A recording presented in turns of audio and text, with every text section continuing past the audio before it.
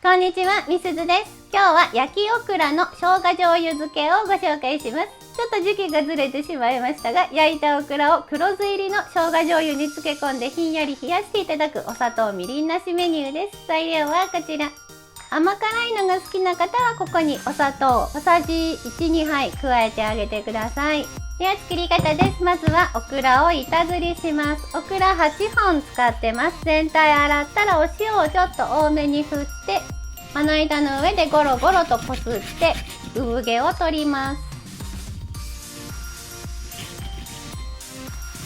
ガクを取りましょう。このヘタの部分でストンと落としてもらってもいいです。今回はヘタの先端を落として、ヘタと実の間のガクの部分を薄く剥いています。お好みでどうぞ。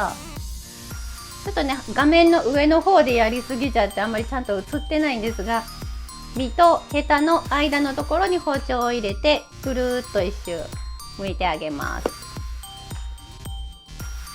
全部剥けました。では一旦洗いましょう。水気を切っておきます。漬けだれも作っておきます。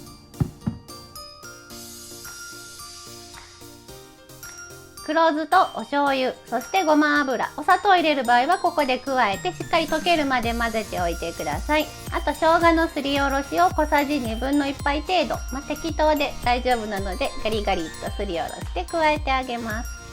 よく混ぜておきましょう。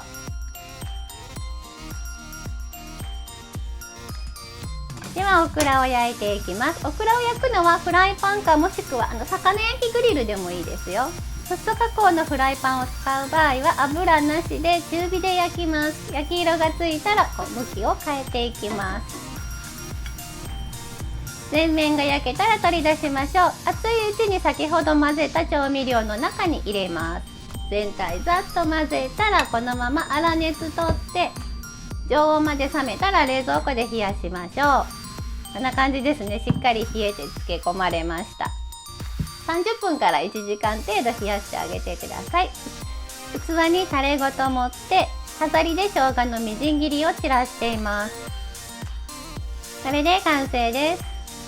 漬け込む時間はかかりますが作業自体はすぐに終わるお手軽メニューです。生姜のピリッとさと黒酢のほんのり甘酸っぱさが美味しいですよ。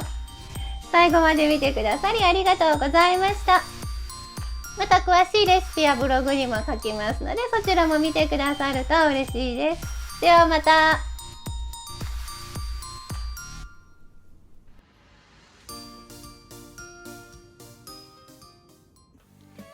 作ってみたいと思ったらぜひチャンネル登録と高評価をお願いします。このチャンネルはお砂糖みりんなしレシピを載せています。詳しいレシピはすべてブログに書いてあります。また見に来てくださると嬉しいです。Twitter、Instagram、TikTok なんかもやってます。こちらもぜひ覗いてみてね。それではまた。